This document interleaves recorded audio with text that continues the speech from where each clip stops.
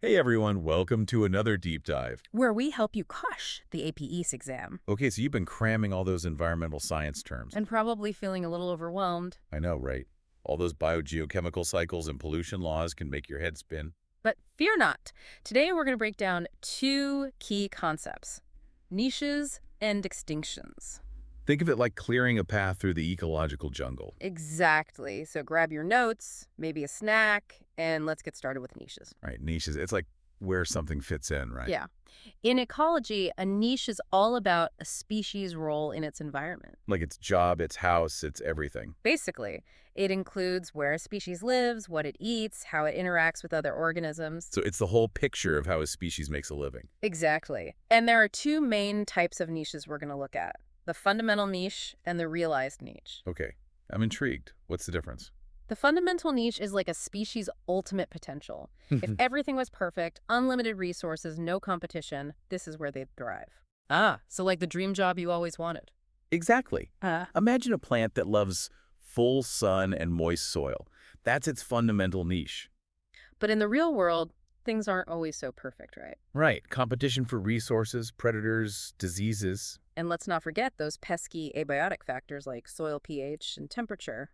All those things can limit where a species can actually survive. So the realized niche is like the actual job you end up with. You got it. Maybe our sun-loving plant ends up in a shadier spot because taller plants hog all the sunlight. Or maybe it has to deal with drier soil because there's competition for moisture. Exactly. The realized niche is the space a species actually occupies, taking all those limitations into account. It's like adjusting to the realities of the job market. Sometimes you got to compromise. That's a great analogy. And this interplay between the fundamental and realized niche is crucial for understanding how species interact and coexist. So we've got these niches, these species roles in the ecosystem. But what happens when the environment changes? Well, that's where things get interesting and sometimes a little bit scary. Because Earth's environments are constantly changing. Think about it. Continents drifting, ice ages coming and going, volcanic eruptions. It's a wild ride. And all those changes force species to either adapt or, And you the know, consequences. which can sometimes mean extinction. Extinction, the big E word. Mm.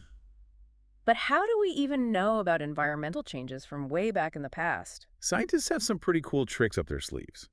One awesome method is pollen analysis. They study pollen cores, basically long tubes of sediment that contain preserved pollen grains. Wait, pollen can survive for like thousands of years. It can. Eh. And by analyzing those pollen cores, scientists can track the distribution of plant species over time. So it's like a time machine for plant life. We can Yeah. see how they responded to past climate changes. Exactly. And that knowledge helps us predict how species might react to the changes happening today. Like climate change, which, let's be real, is a pretty big deal right now. It is, and understanding past responses can help us figure out which species are most vulnerable. And maybe even guide conservation efforts to protect them. Right. It's all about connecting the dots between the past, present, and future of life on Earth. Okay, so we've talked about niches and how they can shift with environmental change. Ah. But what happens when a species just can't adapt? That's when we start talking about extinction. If the environment changes too drastically or too quickly. The species can't keep up and boom, they're gone. Exactly. And there are a lot of factors that can drive a species to extinction. So let's dive into those extinction factors in our next deep dive. We'll unravel the mysteries of the past and explore how those extinctions relate to the challenges we face today. So buckle up, APS enthusiasts, because things are about to get even more interesting. We'll see you in part 2. All right, so we left off talking about extinction and how human actions are like speeding up the rate of extinction way faster than what would naturally happen. Yeah, 1,000 times faster if I remember Mhm. correctly. Exactly. It's mind-blowing. To really see how this plays out, let's picture a specific example, like a species of fish. Okay, fish. I like fish. So these fish, they're perfectly adapted to this cold, clear lake, lots of oxygen. They're thriving. Living their best fish lives. Right. But then climate change starts to kick in. The area around the lake gets warmer, and so does the water. Oh no. I I'm already worried for our fish friends. Yeah, things are about to get tough. For starters, warmer water can't hold as much dissolved oxygen. So less oxygen for our fish to breathe. Exactly. Plus, they're adapted to cold water, remember? So this warming trend is a double whammy for them. It's like someone cranked up the heat in your house and then started sucking out all the air. Perfect analogy. And that's exactly what a lot of species are facing right now, not just our hypothetical fish. So if they can't adapt to these changes, they're in trouble. Big trouble. Extinction becomes a very real possibility. We're seeing this play out with coral reefs, for example. Yeah, all that bleaching and dying from the warming ocean. Yeah. Right. And alpine plants, too. As the mountaintops get warmer, their habitat literally shrinks. So understanding how tolerant a species is to environmental changes is key. Absolutely. It helps us predict which species are most vulnerable to extinction. And that brings us to those species that are already on the brink, endangered species. Exactly. They're often limited by things like a small geographic range. So they're not widespread.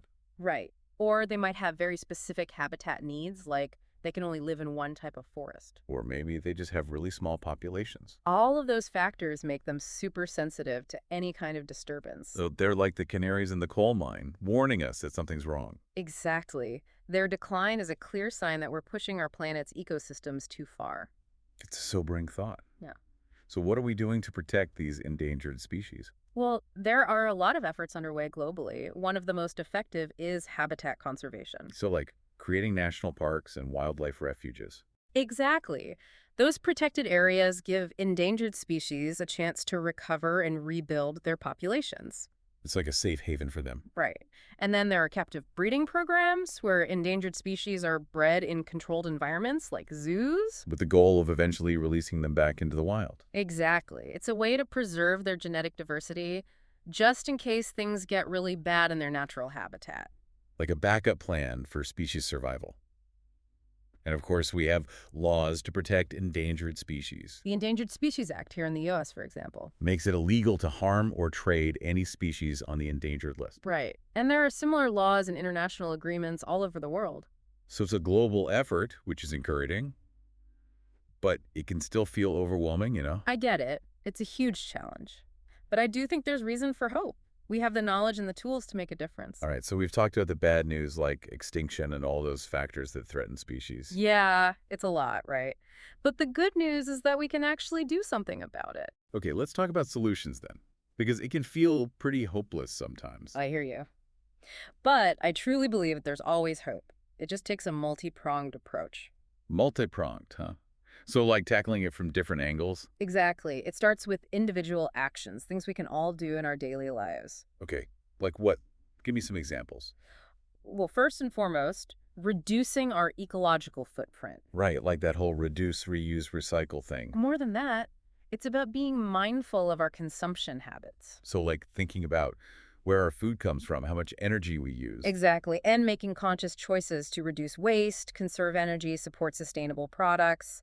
So those everyday things actually make a difference. Absolutely. Imagine millions of people making those same choices. It adds up, like choosing to walk or bike instead of driving, using reusable bags and water bottles. Right. And even cutting back on meat consumption can have a big impact. So it's about those individual actions, but also bigger societal shifts. Right? Exactly. We need to transition to renewable energy sources on a large scale, reduce deforestation. Implement sustainable agriculture. Get serious about curbing pollution. All of those things are crucial. And it requires collaboration, innovation, maybe some sacrifices too. But it sounds like you're saying that there's a growing awareness of these issues. Definitely. More and more people are waking up to the urgency of the environmental crisis and demanding action. And that gives me hope. Honestly, with all the doom and gloom, it's easy to get discouraged. I know, but there are so many people, especially young people, who are passionate about making a difference. And it's their future that's at stake. So it's inspiring to see them taking charge. It really is. All right, so let's recap what we covered in this deep dive. Yeah, we talked about niches, those roles species play in their environments, and how environmental changes can really shake things up. We explored the history of extinctions, the factors that drive them, and the fact that we're currently in the midst of a sixth mass extinction, mainly caused by human activities. And we wrapped up with some hopeful solutions. Individual actions, societal shifts, policy changes.